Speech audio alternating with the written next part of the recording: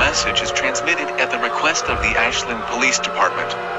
Multiple reports have come in of a large arachnid-like figure killing civilians and destroying buildings. This creature can be described as a humanoid with 8 eyes, long, brown and purple hair, with large spider-like legs and a long, flowy dress with a large, spiky crown. This creature is considered extremely dangerous, and approaching it may result in certain death.